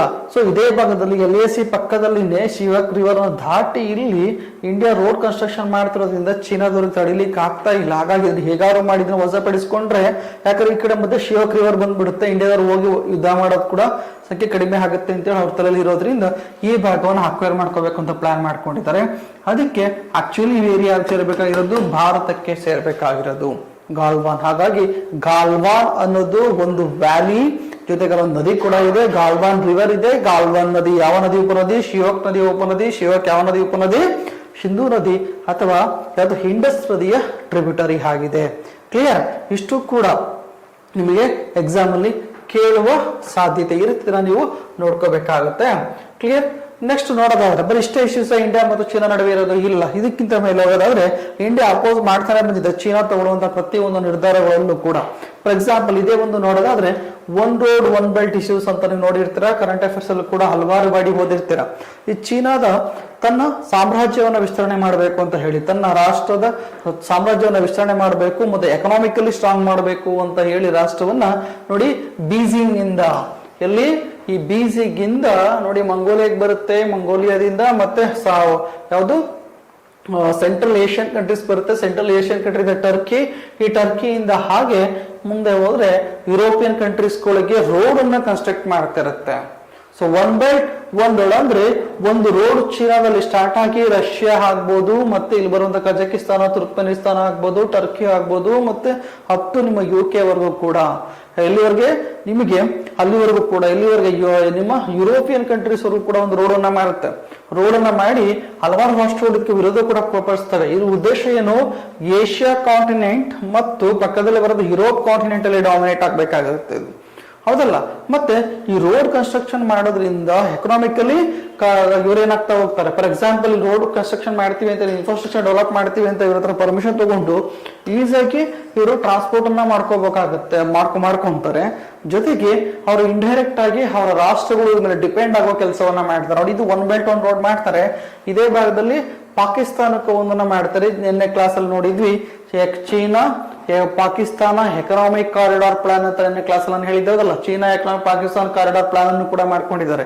ಈ ತರ ಮಾಡಿ ಎಲ್ಲಾ ರಾಷ್ಟ್ರಗಳನ್ನ ತನ್ನ ಕಂಟ್ರೋಲ್ಗೆ ತಗೊಳ್ಳುವಂಥದ್ದು, ಏಷ್ಯಾ ಮತ್ತು ಯುರೋಪ್ ರಾಷ್ಟ್ರಗಳಲ್ಲಿ ತನ್ನ ಆಧಿಪತ್ಯವನ್ನು ಸ್ಥಾಪಿಸಣೆ ಮಾಡೋದು ಚೀನಾದ ಉದ್ದೇಶವಾಗಿರುತ್ತೆ. ಅದಕ್ಕೋಸ್ಕರನೇ ಒನ್ ಬೆಲ್ಟ್ ಒನ್ ರೋಡ್ ಅನ್ನ ಜಾರಿ ತಗೋಬರ್ತಾರೆ, ಒನ್ ರೋಡ್ ಒನ್ ಬೆಲ್ಟ್ ಅನ್ನ ಜಾರಿ ತಗೋಬರ್ತಾರೆ.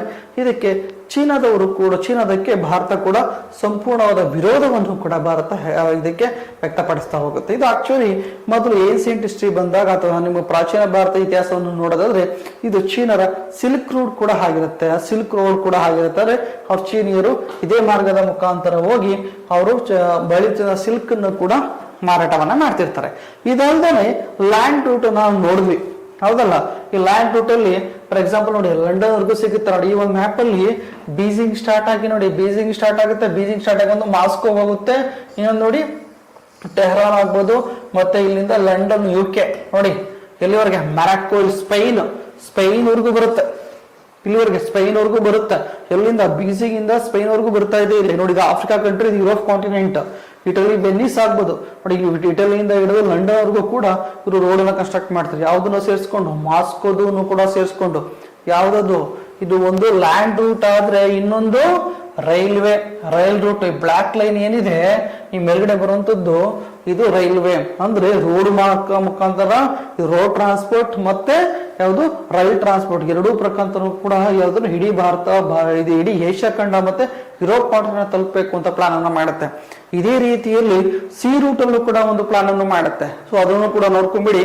ಎಲ್ಲಿವರೆಗೆ ಈ ಸಿ ರೂಟ್ ಅಲ್ಲಿ ಸ್ಟಾರ್ಟ್ ಆಗುವಂತದ್ದು ಸಮುದ್ರ ಮಾರ್ಗಗಳಲ್ಲಿ ತನ್ನ ವ್ಯಾಪಾರವನ್ನು ಹೆಚ್ಚಿಸಿಕೊಳ್ಳಿಕ್ಕೋಸ್ಕರ ಯಾವುದು ಸೌತ್ ಚೀನಾ ಸಿ ಇಂದ ಯಾವುದು ಇದೇ ಭಾಗದಲ್ಲಿ ಬರುವಂತ ಸೌತ್ ಚೀನ್ ಸಿ ಇಂದ ನೋಡಿ ಇಲ್ಲೆಲ್ಲ ಬಂದು ಇಂಡೋನೇಷ್ಯಾ ಬರುತ್ತೆ. ಇಂಡೋನೇಷ್ಯಾದಿಂದ ಏನ್ ಮಾಡ್ತಾರೆ, ಡೈರೆಕ್ಟ್ ಆಗಿ ಹಂಬಂತೋಟ ಬಂದರು. ತುಂಬಾ ಇಂಪಾರ್ಟೆಂಟ್, ಆಲ್ರೆಡಿ ತುಂಬಾ ಸಲ ಎಕ್ಸಾಮ್ ಕ್ವಶನ್ಸ್ ಕೇಳಿದಾನೆ.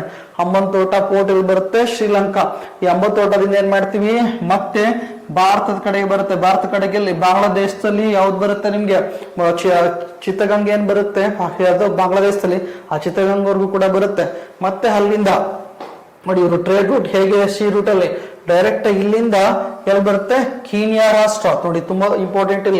ಇಲ್ಲಿ ಡೈರೆಕ್ಟ್ ಆಗಿ ಇಲ್ಲಿಂದ ಶ್ರೀಲಂಕಾದಿಂದ ಕೀನ್ಯಾ ಆಫ್ರಿಕಾ ಕಂಟ್ರಿಗೆ ಬರುತ್ತೆ. ಕೀನ್ಯಾ ರಾಷ್ಟ್ರ ನೋಡಿ ಯಾವ್ದು ಮ್ಯಾಂಬಾಸಾ ಕೀನ್ಯಾ ಕ್ಯಾಪಿಟಲ್. ಈ ಮ್ಯಾಂಬಾಸಾ ಸಿಟಿ ಕೀನ್ಯಾ ರಾಷ್ಟ್ರಕ್ಕೆ ಹತ್ರ ಬರುತ್ತೆ.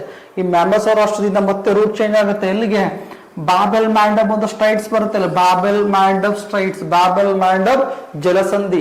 ಈ ಬಾಬೆಲ್ ಮ್ಯಾಂಡಬ್ ಜಲಸಂಧಿ ಮುಖಾಂತರ ಏನ್ ಮಾಡುತ್ತೆ, ಈ ಚೀನಾ ವಸ್ತುಗಳು ಈ ಮುಖಾಂತರ ಬಂದು ರೆಡ್ ಸಿಗೆ ಎಂಟ್ರಿನ ಪಡ್ಕೊಳ್ಳುತ್ತೆ. ಯಾವುದು, ಕೆಂಪು ಸಮುದ್ರ. ರೆಡ್ ಸಿ ಇಂದ ಹೊರಗಡೆ ಹೋದ್ರೆ ಸಿಯೋಸ್ ಕ್ಯಾನಲ್ ಸಿಗುತ್ತೆ. ಇಲ್ಲಿ ಈ ಸಿಯೋಸ್ ಕ್ಯಾನಲ್ ಇಂದ ಏನ್ ಮಾಡುತ್ತೆ, ಮತ್ತೆ ನಿಮ್ಗೆ ಸಿಯೋಸ್ ಕ್ಯಾನಲ್ ಮುಖಾಂತರ ಹೋಗಿ ನಿಮಗೆ ಯಾವುದು ಇಲ್ಲಿ ಬರುವಂತದ್ದು ಯಾವುದು ಮೆಡಿಟೇರಿಯನ್ ಸಮುದ್ರವನ್ನು ಸೇರ್ಕೊಳ್ಳುತ್ತೆ. ಈ ಮೆಡಿಟೇರಿಯನ್ ಸಮುದ್ರ ಮುಖಾಂತರ ಇಟಲಿ ಮುಖಾಂತರ ಏನ್ ಮಾಡುತ್ತೆ, ಲಂಡನ್ ತಲುಪುತ್ತೆ. ಹೇಗಿದೆ ಇವ್ರದ್ದು ಸೌತ್ ಅಂದ್ರೆ ಏಷ್ಯಾ ಕಾಂಟಿನೆಂಟ್ ಮತ್ತು ಯುರೋಪ್ ಕಾಂಟಿನೆಂಟ್ ಪಕ್ಕದಲ್ಲೇ ಬರುವಂತಹ ಆಫ್ರಿಕಾ ಕಾಂಟಿನೆಂಟ್ ಅನ್ನು ಕೂಡ ಕವರ್ ಮಾಡ್ಕೊಳ್ತಾ ಇದ್ದಾರೆ ಇವರು. ಈ 3 ಕಾಂಟಿನೆಂಟ್ ಅಲ್ಲಿ ಡಾಮಿನೇಟ್ ಆಗ್ಬೇಕು ಅಂತ ಸಿ ರೂಟ್ ಅನ್ನ ಇಲ್ಲಿವರೆಗೆ ತಗೋಬರ್ತಾರೆ. ಎಕ್ಸಾಮ್ ಅಲ್ಲಿ ಬ್ಯಾಬಲ್ ಮ್ಯಾಂಡಬ್ನ ಕೇಳ್ತಾ ಹೋಗ್ಬೋದು, ರೆಡ್ ಸೀನ ಕೇಳ್ಬೋದು, ಮತ್ತೆ ಸುಯಸ್ ಕ್ಯಾನಲ್ ನ ಕೇಳ್ಬೋದು, ಹೌದಲ್ಲ, ಇವೆಲ್ಲದೂ ಕೇಳೋ ಸಾಧ್ಯತೆ ಇರುತ್ತೆ. ಇಷ್ಟು ಟ್ರೇಡ್ ರೂಟ್ ಅನ್ನ ರೆಡಿ ಮಾಡ್ಕೊಳ್ಳುತ್ತೆ ಯಾವುದು ಚೀನಾದವರು. ಇದೇ ಮಾಡ್ಬೇಕಂದ್ರೆ ಹಿಂದೂ ಮಹಾಸಾಗರ ಅಂತ ಏನಿದೆ, ಇಂಡಿಯನ್ ಓಷನ್ ಏನಿದೆ, ಇಂಡಿಯನ್ ಓಷನ್ ಅಲ್ಲಿ ತನ್ನ ಆಧಿಪತ್ಯವನ್ನು ಸ್ಥಾಪನೆ ಮಾಡ್ಲಿಕ್ಕೋಸ್ಕರ ಹೋರಾಟವನ್ನ ಮಾಡ್ತಿದೆ ಇದೇ ಚೀನಾ. ಕ್ಲಿಯರ್. ನೆಕ್ಸ್ಟ್ ನೋಡ್ತಾ ಹೋಗೋಣ. ಹಾಗಿದ್ರೆ ಒಂದು ಪ್ಲಾನ್ ಅನ್ನು ಕೂಡ ಮಾಡ್ಕೊಳ್ಳುತ್ತೆ ಚೀನಾ. ಅದನ್ನ ನಾವು ಸ್ಟ್ರಿಂಗ್ ಆಫ್ ಪಲ್ಸ್ ಅಂತ ಕರಿತೀವಿ. ಎಕ್ಸಾಮ್ ಕ್ವಶನ್ಸ್ ಕೇಳಬಹುದು. ಸ್ಟ್ರಿಂಗ್ ಆಫ್ ಪಲ್ಸ್ ಯೋಜನೆ ಯಾವ ರಾಷ್ಟ್ರದ ಯೋಜನೆ ಆಗಿದೆ? ಸ್ಟ್ರಿಂಗ್ ಆಫ್ ಪಲ್ಸ್ ಅನ್ನೋದು ಯಾವುದು? ಚೀನಾ ರಾಷ್ಟ್ರದ ಯೋಜನೆ. ಈ ಯೋಜನೆ ಮುಖಾಂತರ ಏನು, ಇವ್ರುಗಳು ಎಲ್ಲೆಲ್ಲಿ ಆಗುತ್ತೋ ಆಯಕಟ್ಟಿನ ಪ್ರದೇಶಗಳಲ್ಲಿ ತನ್ನ ನೇವಿ ಬೇಸಿಸ್ ಗಳನ್ನ, ತನ್ನ ಮಿಲಿಟರಿ ಪಡೆಗಳನ್ನು ತಗೊಂಡು ಇಡೋದು ಈ ತರದ ಪ್ರಮುಖವಾದ ಕೆಲಸ ಆಗಿರುತ್ತೆ. ಹೌದಲ್ಲ, ನೋಡಿ ಇಲ್ಲಿ ಹೈನಾ ಐಲ್ಯಾಂಡ್ ಹತ್ರ ಆಗ್ಬೋದು, ವಿಯೆಟ್ನಾಂಗೆ ಸೇರುವಂತ ಪ್ರದೇಶಗಳಾಗ್ಬೋದು, ಹೌದಲ್ಲ, ಮತ್ತೆ ಸೌತ್ ಚೀನಾ ಸಿಯಲ್ಲಿ ಆಯಿಲ್ ಡ್ರಿಲ್ಲಿಂಗ್ ಅಂಡ್ ಸರ್ವೆ ಈ ಭಾಗದಲ್ಲಿ ಆಯಿಲ್ ತಗೊಳ್ತಾ ಇದೆ. ಇಲ್ಲೂ ಕೂಡ ಏನಾಗಿದೆ, ಆಯಿಲ್ ನ ಪ್ರೊಡ್ಯೂಸ್ ಮಾಡುವಂತ ಹೇಳಕ್ಕೆ ವಿಯೆಟ್ನಾಂ ಹತ್ರ. ಈ ಭಾಗದಲ್ಲಿ ವಿಯೆಟ್ನಾಂ ಏನಿದೆ, ಆಕ್ಚುಲಿ ಒಂದು ಕಥೆ ಇದೆ. ಈ ವಿಯೆಟ್ನಾಂ ರಾಷ್ಟ್ರ ಸಂಪೂರ್ಣವಾಗಿ ಚೀನಾದ ವಿರೋಧವನ್ನು ಕಟ್ಕೊಂಡಿದೆ. ಈ ವಿಯೆಟ್ನಾಂಗೆ ಸಪೋರ್ಟ್ ಅನ್ನ ಮಾಡ್ತಿರೋದು ದೂರದ ಭಾರತ ರಾಷ್ಟ್ರ. ಈ ಭಾರತ ರಾಷ್ಟ್ರಕ್ಕೆ ವಿಯೆಟ್ನಾಂ ಏನ್ ಮಾಡಿದೆ, ಅಲ್ಲಿ ಆಯಿಲ್ ಪ್ರೊಡ್ಯೂಸ್ ಮಾಡ್ಕೊಳ್ಳಿಕ್ಕೆ ಪರ್ಮಿಷನ್ ಕೊಟ್ಟಿದೆ. ಆದ್ರೆ ಚೀನಾ ಇದನ್ನ ಸಹಿಸ್ಕೊತಾ ಇಲ್ಲ. ಹಾಗಾಗಿ ಈ ಸೌತ್ ಚೀನಾ ಸಿ ಇಲ್ಲಿ ಏನಿದೆ ಇದೆಲ್ಲ ನನಗೇ ಸೇರಿದ್ದು ಅಂತ ಚೀನಾದವ್ರು ಏನ್ ಮಾಡಿದ್ರು, ಇಲ್ಲಿ ಆಯಿಲ್ ಸರ್ವೆನ ಮಾಡಿ ಒಳಗಡೆ ಏನಾದ್ರೂ ನ್ಯಾಚುರಲ್ ರಿಸೋರ್ಸ್ ಇದೆಯಾ ಅಂತ ಸರ್ಚ್ ಮಾಡಿ ಅಲ್ಲಿ ಆಯಿಲ್ ಪ್ರೊಡ್ಯೂಸ್ ಮಾಡ್ಲಿಕ್ಕೆ ಕೂಡ ಸ್ಟಾರ್ಟ್ ಮಾಡ್ತಾ ಇದೆ. ಕ್ಲಿಯರ್. ಇಲ್ಲಿಂದ ಬಂತು ಅಂತ ಹೇಳಿದ್ರೆ ನಿಮ್ಗೆ ಕಾರಾ ಕ್ಯಾನಲ್ ಅಂತ ಬರುತ್ತೆ. ಈ ಭಾಗದಲ್ಲೂ ಕೂಡ ಕರಾ ಕ್ಯಾನಲ್ ಅಂತ ಬರುತ್ತೆ. ಕ್ರಾ ಕ್ಯಾನಲ್ ಹತ್ರನೂ ಕೂಡ ತನ್ನ ನೇವಿ ಬೇಸಿಸ್ ನ ಓಪನ್ ಮಾಡ್ತಾ ಇದೆ. ಮತ್ತೆ ಅಲ್ಲಿಂದ ಬಂದು ಥೈಲ್ಯಾಂಡ್ ಹತ್ರ ಆಗ್ಬೋದು, ಮತ್ತೆ ಬರ್ಮಾ ಹತ್ರ ಆಗ್ಬೋದು, ಮತ್ತೆ ಬರ್ಮಾ ಹತ್ರ ಇನ್ನೊಂದು ಪ್ರದೇಶದಲ್ಲಿ, ಮತ್ತೆ ಚಿತ್ತಗಾಂಗ್ ಯಾವುದು ನಿಮ್ಮ ಬಾಂಗ್ಲಾದೇಶ್ ಪ್ರದೇಶದಲ್ಲಿ. ಅದನ್ನ ಬಿಟ್ರೆ ಶ್ರೀಲಂಕಾದ ಹಮ್ಮನ್ ತೋಟ ಪೋರ್ಟ್ ಹತ್ರ ಆಲ್ರೆಡಿ ಡೆವಲಪ್ ಮಾಡ್ಕೊಂಡಿದೆ ಈ ಪ್ರದೇಶವನ್ನ. ಇದನ್ನ ಬಿಟ್ರೆ ಪಾಕಿಸ್ತಾನದಲ್ಲಿರೋ ಗದರ್ ಪೋರ್ಟ್ ಹತ್ರ, ಹೌದಲ್ಲ, ಇವೆಲ್ಲನೂ ಕೂಡ ಭಾರತದ ಸುತ್ತ ಎಲ್ಲನೂ ಕೂಡ ತನ್ನ ನೇವಿ ಬೇಸಿಸ್ಗಳು ಮತ್ತೆ ಅಲ್ಲಿ ಇರುವಂತಹ ಪೋರ್ಟ್ಗಳನ್ನ ಡೆವಲಪ್ ಮಾಡ್ಕೊಳ್ತಾ ಇದೆ ಚೀನಾ. ಅಂತ ಹೇಳಿದ್ರೆ ಯಾವುದು ಇಂಡಿಯನ್ ಓಷನ್ ಅಲ್ಲಿ ತನ್ನ ಆಧಿಪತ್ಯವನ್ನು ಸ್ಥಾಪನೆ ಮಾಡೋದು ಇದರ ಉದ್ದೇಶವಾಗಿರುತ್ತೆ. ಇದನ್ನು ಕೂಡ ಭಾರತ ಇವತ್ತು ಸ್ಟ್ರಿಂಗ್ ಆಫ್ ಪಲ್ಸ್ ಯೋಜನೆಯನ್ನು ಕೂಡ ಇವತ್ತು ವಿರೋಧವನ್ನ ಮಾಡ್ತಾ ಇದೆ ಭಾರತ. ನೆಕ್ಸ್ಟ್ ನೋಡೋದಾದ್ರೆ ಇನ್ನು ನೀವು ಗದ್ದರ್ ಪೋರ್ಟ್ ಅಂತ ಹೇಳಿದ್ನಲ್ಲ, ಗದ್ದರ್ ಪೋರ್ಟ್ ಬರ್ತಿರೋದಲ್ಲಿ ಇದಕ್ಕೆ ಭಾರತದವರು ಒಂದೊಳ್ಳೆ ಪ್ಲಾನ್ ಅನ್ನ ಮಾಡಿದ್ರು. ಗದ್ದರ್ ಪೋರ್ಟ್ ಅನ್ನ ಡಿವೈಡ್ ಮಾಡಿ ಯಾರು ಚೀನಾದವರು ಡೆವಲಪ್ ಮಾಡ್ತಿದ್ದಾರೆ. ಕಾರಣ ಏನಂತಂದ್ರೆ ದೂರದಲ್ಲಿರುವ ಕರಾಚಿ ಪೋರ್ಟ್ ಅನ್ನ 1971 ವಾರ ಆದಾಗ ಭಾರತ ಸಬ್ಮರೈನ್ಗಳು ಹೋಗಿ ಭಾರತದ ನೇವಿ ಬೇಸ್ ಹೋಗಿ ಸಂಪೂರ್ಣವಾಗಿ ನಾಶವನ್ನ ಮಾಡಿರುತ್ತೆ. ಹಾಗಾಗಿನೇ ಈ ಗದ್ದರ್ ಪೋರ್ಟ್ ತುಂಬಾ ಇಂಪಾರ್ಟೆಂಟ್ ಆಗುತ್ತೆ. ಹಾಗಾಗಿ ಚೀನಾ ನೇವಿನ ಇಲ್ಲಿ ಇರಿಸಬೇಕು ಅಂತ ಪ್ಲಾನ್ ಅನ್ನ ಮಾಡಿ ಗದ್ದರ್ ಪೋರ್ಟ್ ನ ಡೆವಲಪ್ ಮಾಡ್ತಿದೆ. ಅದೇ ರೀತಿಯಲ್ಲಿ ಭಾರತ ಇರಾನ್ ಜೊತೆಗೆ ಯಾವುದು ಚಾಬರ್ ಪೋರ್ಟ್ ನ ಡೆವಲಪ್ ಮಾಡೋ ಅಗ್ರಿಮೆಂಟ್ ಗೆ ಸೈನ್ ಹಾಕಿತ್ತು. ಇತ್ತೀಚಿನ ದಿನಗಳಲ್ಲಿ ಈ ಚಾಬರ್ ಪೋರ್ಟ್ ಅನ್ನ ಕೈನ ಬಿಟ್ಟಿದೆ ಭಾರತ. ಕಾರಣ ಏನಂತಂದ್ರೆ ಇದೇ ಇರಾನ್ಗೆ ಯಾವುದು ಚೀನಾ ಸಪೋರ್ಟ್ ಮಾಡ್ತಿರೋದ್ರಿಂದ ಚಾಬರ್ ಪೋರ್ಟ್ ಅನ್ನು ಕೂಡ ಭಾರತ ಬಿಟ್ಟಿದೆ. ಇವತ್ತು ಡೆವಲಪ್ ಮಾಡ್ತಾ ಇಲ್ಲ. ಕ್ಲಿಯರ್. ಯಾಕೆ ಅಗ್ರಿಮೆಂಟ್ ಆಗಿತ್ತು, ಅವ್ರು ರೀಸನ್ ಕೊಟ್ಟಿರೋದು ಭಾರತ ಅಗ್ರಿಮೆಂಟ್ ಮಾಡಿ ತುಂಬಾ ವರ್ಷಗಳಾಯ್ತು, ಇನ್ನೂ ಕೂಡ ಕೆಲಸ ಕೈಗೊಂಡಿಲ್ಲ ಅಂತ ಬಿಟ್ಟಿದ್ದಾರೆ. ಹಾಗಾಗಿ ಗದ್ದರ್ ಪೋರ್ಟ್ ಯಾವುದು ಚೀನಾದವರು ಡೆವಲಪ್ ಮಾಡ್ತಿದ್ದಾರೆ. ಈ ಗದ್ದರ್ ಪೋರ್ಟ್ ಇಂದಾನೆ ಪಾಕಿಸ್ತಾನದ ಮತ್ತು ಚೀನಾದ ಎಕನಾಮಿಕ್ ಕಾರಿಡಾರ್ ಯೋಜನೆ ಹೋಗಿರೋದು ಭಾರತದ ಮೇಲ್ಭಾಗದಲ್ಲಿ ಎಲ್ಲೋ ಪಿಒಕೆ ಇದೆಯಲ್ಲ ಆ ಭಾಗದಲ್ಲಿ ನೆನ್ನೆ ಹೇಳಿದ ನೆನಪನ್ನ ಮಾಡ್ಕೊಳ್ಳಿ. ಇದು ಚೀನಾದವರು ಗದ್ದರ್ ಪೋರ್ಟ್ ಅನ್ನ ಪಾಕಿಸ್ತಾನದಲ್ಲಿ ಡೆವಲಪ್ ಮಾಡ್ತಾರೆ ಅಂತ ಗೊತ್ತಾಯ್ತು. ಇದಾದ ಮೇಲೆ ಎಲ್ಲೆಲ್ಲಿ ಸಬ್ಮರೈನ್ ಗ್ರೇನ್ಗಳು, ಯಾಕಂತಂದ್ರೆ ನೇವಿಯಲ್ಲಿ ಬಂದಾಗ ನಿಮ್ಗೆ ವಾರ, ಯಾಕಂತಂದ್ರೆ 1971 ಇಂಡಿಯಾ ಪಾಕಿಸ್ತಾನ ವಾರ ಆದಾಗ ಅವಾಗ ಸಂಪೂರ್ಣವಾಗಿ ಭಾರತದಲ್ಲಿ ನೇವಿ ತುಂಬಾನೇ ಪಾತ್ರ ವಹಿಸಿತ್ತು. ಹಾಗಾಗಿ ಸಬ್ಮರೈನ್ ಕೂಡ ತುಂಬಾನೇ ಪಾತ್ರ ವಹಿಸಿ, ಸಬ್ಮರೈನ್ ನಿಮ್ಗೆ ಗೊತ್ತಿರುತ್ತೆ ಸಂಪೂರ್ಣವಾಗಿ ನೀರಿನ ಒಳಭಾಗದಲ್ಲಿಯೇ ಹೋಗುವಂತದ್ದು, ಅದು ಅತ್ಯಂತ ಪ್ರಮುಖವಾಗಿರುತ್ತೆ. ಇವತ್ತು ಕೂಡ ಇಂಡಿಯನ್ ಓಷನ್ ಅಲ್ಲಿ ತನ್ನ ಭದ್ರತೆಗೋಸ್ಕರ ಭದ್ರತೆನ ಹೆಚ್ಚು ಮಾಡ್ಕೊಳ್ತಾ ಇದೆ ಯಾವುದು ಚೀನಾದವರು. ಎಲ್ಲೆಲ್ಲಿ ಯಾವುದು ತನ್ನ ಇಂಡಿಯನ್ ಓಷನ್ ಅಲ್ಲಿ ಇದನ್ನ ಸಬ್ಮರೈನ್ ಕಳಿಸ್ಕೊಟ್ಟಿದೆ ಇವತ್ತಂದ್ರೆ ಚೀನಾದ ಹತ್ರ ಒಂದು ಮಾಡ್ತಾ ಇದೆ. ಚಿತ್ತಗಂಗ್ ಹತ್ರ, ಚಿತ್ತಗಂಗ್ ಎಲ್ಲಿ ಬರ್ತಾ ಇದೆ ನೋಡಿ, ಬಾಂಗ್ಲಾದೇಶ ಭಾರತ ದೇಶ ಪಕ್ಕ ಇರುವಂತಹ ಚಿತ್ತಗಂಗ್ ಹತ್ರ, ಮತ್ತೆ ಇರೋದು ರಾಬ್ರಾಬ್ರೋ ಚಾನಲ್ ಹತ್ರ ಒಂದು, ಮತ್ತೆ ಇನ್ನೊಂದು ಭಾಗ ಹತ್ರ ನಿಯರೆಸ್ಟ್ ಒಂದು ಮಾಡಿವಿ. ಈ 3 ಭಾಗದಲ್ಲಿ, ಯಾಕಂದ್ರೆ ಇದೆಲ್ಲ ಆಯಕಟ್ಟಿನ ಪ್ರದೇಶ, ಈ ಭಾಗದಲ್ಲಿ ಚೀನಾ ತನ್ನ ಸಬ್ಮರೈನ್ ಇಡೋ ಪ್ಲಾನ್ ಅನ್ನ ಮಾಡ್ತಾ ಇದೆ. ಅದೇ ರೀತಿಯಲ್ಲಿ ಇನ್ನೊಂದು ಮಾಡ್ತಿರೋದಲ್ಲಿ ಶ್ರೀಲಂಕಾ ಹತ್ರ ಅಮ್ಮನ್ ತೋಟ ಪೋರ್ಟ್ ಅನ್ನ ಅಮ್ಮನ್ ತೋಟ ಬಂದರವನ್ನ ಅಭಿವೃದ್ಧಿನ ಪಡಿಸಿದೆ. ಜೊತೆಗೆ ಇದು ಚೀನಾ ಕೊಲಂಬೋ ಪೋರ್ಟ್ ಹತ್ರ ಸಬ್ಮರೈನ್ ಒಂದು ಆಗ್ತಾ ಇದೆ, ಹೌದಲ್ಲ. ಮತ್ತೆ ಅದೇ ರೀತಿಯಲ್ಲಿ ವರ್ಮಾರ ಹತ್ರ ಯಾವ್ದು ವರ್ಮಾರ ನಿಯರೆಸ್ಟ್ ಯಾವ್ದು ಇಲ್ಲಿ ಸರ್ಕ್ರಿಕ್ ವಿವಾದ ಅಂತ ಹೇಳಿದೆ. ಸರ್ಕ್ರಿಕ್ ಅಂತ ಏನ ಹೇಳ್ತಿಲ್ಲ, ನಿಯರೆಸ್ಟ್ ಅಲ್ಲಿ ಬಂದು ವರ್ಮಾರ ಅಂತ ಪ್ಲೇಸ್ ಬರ್ತಾ ಅಲ್ಲೂ ಸಬ್ಮರೀನ್ ಇಟ್ಟಿದೆ. ಪಕ್ಕದಲ್ಲೇ ಗ್ವಾದರ್ ಪೋರ್ಟ್ ಅನ್ನ ಡೆವಲಪ್ ಮಾಡ್ತಾ ಇದೆ. ಅದೇ ರೀತಿಯಲ್ಲಿ ಒಳಭಾಗದಲ್ಲಿ ಬರುವಂತಹ ಇನ್ನೊಂದು ಸಬ್ಮರೀನ್ ಪಾಕಿಸ್ತಾನದ ಒಳಭಾಗದಲ್ಲಿ ಇಡ್ತಾ ಇದೆ. ಇಷ್ಟು ಕೂಡ ಭಾರತ ಸುತ್ತಲೂ ಕೂಡ ಸಬ್ಮರೀನ್ ಮತ್ತು ಪೋರ್ಟ್ ಗಳನ್ನ ಡೆವಲಪ್ ಮಾಡ್ತಾ ಇದೆ. ಯಾವುದು ಚೀನಾದವರು. ಅದಕ್ಕೆ ಪ್ರತ್ಯುತ್ತರವಾಗಿ ಭಾರತ ನೋಡಿ ಇಲ್ಲಿ ಒಂದು ಸಬ್ಮರೀನ್ ಭಾರತ ಇಡ್ತಾ ಇದೆ ಬೇ ಆಫ್ ಬೆಂಗಾಳಲ್ಲಿ ಮತ್ತೆ ವಿಶಾಖಪಟ್ಟಣಂ ಹತ್ರ ಒಂದು ಇಟ್ಟಿದೆ. ಮತ್ತೆ ಆಂಧ್ರ ಪ್ರದೇಶದ ಮತ್ತು ತಮಿಳುನಾಡು ಈ ಭಾಗದಲ್ಲಿ ಒಂದು ಭಾರತದವರು ಕೂಡ ಒಂದು ಇಟ್ಟಿದ್ದಾರೆ. ಅದನ್ನ ಬಿಟ್ರೆ ಇನ್ನೊಂದು ಕಾರವಾರ ಹತ್ರ ನೇವಿ ಬೇಸಿನ್ ಭಾರತದಲ್ಲೂ ಕೂಡ ಇದೆ. ಮುಂಬೈ ಹತ್ರನೂ ಕೂಡ ಭಾರತದ್ದು ನೇವಿ ಇರೋದನ್ನ ನಾವು ನೋಡ್ತಾ ಹೋಗ್ತೀವಿ. ಇಷ್ಟು ಕೂಡ ಇದು ಕಂಪೇರ್ ಮಾಡಿದ್ರೆ ಚೀನಾಗಿಂತನೂ ಕೂಡ ನಮ್ದು ಏನು ಕಡಿಮೆ ಆಗಿರೋದನ್ನ ನೋಡ್ತಾ ಹೋಗ್ತೀವಿ. ಸಬ್ಮರೀನ್ ಸಂಖ್ಯೆ ಇನ್ನೂ ಜಾಸ್ತಿ ಆಗಬೇಕು, ನೇವಿಯಲ್ಲಿ ಇನ್ನೂ ಕೂಡ ನಾವು ಸ್ಟ್ರಾಂಗ್ ಆಗಬೇಕು. ಇಂಡೈರೆಕ್ಟ್ ಆಗಿ ಚೀನಾದವರು ದುಡ್ಡು ಕೊಟ್ಟು ಇನ್ಫ್ರಾಸ್ಟ್ರಕ್ಚರ್ ಡೆವಲಪ್ ಮಾಡಿ ಅಮ್ಮತೋಟ ಬಂದ್ರೇ ಅಷ್ಟು 99 ವರ್ಷಗಳಿಗೆ ಅಗ್ರಿಮೆಂಟ್ ಅನ್ನ ಮಾಡಿಸ್ಕೊಂಡಿದ್ರು. 99 ಇಯರ್ಸ್ಗೆ ಅಮ್ಮತೋಟ ಬಂದರು. ಇನ್ನು ಯಾವುದೇ ರೈಟ್ಸ್ ಶ್ರೀಲಂಕಾಗಿರಲ್ಲ. ಅವರ ಆಡಳಿತ ವ್ಯವಸ್ಥೆಯನ್ನೇ ಚೀನಾ ಕೈಗೊಂಡಿಡುತ್ತೆ. ಇವನ್ ಚಿತ್ರಗಂಗಾ ಆಗ್ಬೋದು. ರೀಸೆಂಟ್ ಆಗಿ ನೇಪಾಳ ಜೊತೆ ಕೂಡ ಯಾವುದು ಚೀನಾದವರು ಕೈನ ಜೋಡಿಸ್ಕೊಂಡಿದ್ದಾರೆ. ಸೊ ಅದೇ ರೀತಿಯಲ್ಲಿ ಮಾಲ್ಡೀವ್ಸ್ ಬರುತ್ತೆ. ಮಾಲ್ಡೀವ್ಸ್ ಜೊತೆಯನ್ನು ಕೂಡ ಸೇರ್ಕೊಂಡಿದೆ ಇವತ್ತು ಯಾವುದು ಚೀನಾದವರು. ಈ ತರದಲ್ಲಿ ಭಾರತವನ್ನು ಕಟ್ಟಾಕ್ಲಿಕ್ಕೆ ಪ್ರಯತ್ನ ಪಡ್ತಾ ಇದೆ. ಇದನ್ನು ಕೂಡ ಭಾರತ ಮತ್ತು ಅಮೆರಿಕ ಎರಡೂ ಕೂಡ ಏನಾಗ್ತಿದ್ರೆ ವಿರೋಧವನ್ನ ವ್ಯಕ್ತಪಡಿಸ್ತಾ ಇವೆ. ಹೌದಲ್ಲ, ಇಷ್ಟು ಕೂಡ ತಾವೇನ್ ಮಾಡಿದ್ವಿ, ಭಾರತ ಮತ್ತು ಚೀನಾದ ನಡುವೆ ಇರುವಂತಹ ವಿವಾದಗಳನ್ನ ತಿಳ್ಕೊಳ್ತಾ ಬಂದ್ವಿ. ಕ್ಲಿಯರ್ ಹೌದಲ್ಲ ಸ್ನೇಹಿತರೆ? ಮುಂದಿನ ವಿಡಿಯೋದಲ್ಲಿ ಭಾರತ ಬಾಂಗ್ಲಾದೇಶ, ಭಾರತ ಶ್ರೀಲಂಕಾ, ಭಾರತ ಮಯನ್ಮಾರ್, ಭಾರತ ನೇಪಾಳದ ಬಗ್ಗೆ ಇರುವಂತಹ ಇಶ್ಯೂಸ್ ಏರಿಯಾಗಳನ್ನ ಡಿಸ್ಕಸ್ ಮಾಡ್ತಾ ಹೋಗೋಣ. ಮತ್ತೊಂದು ವಿಡಿಯೋದಲ್ಲಿ ಮತ್ತೆ ಭೇಟಿ ಮಾಡುತ್ತೇನೆ. ನಮಸ್ಕಾರ.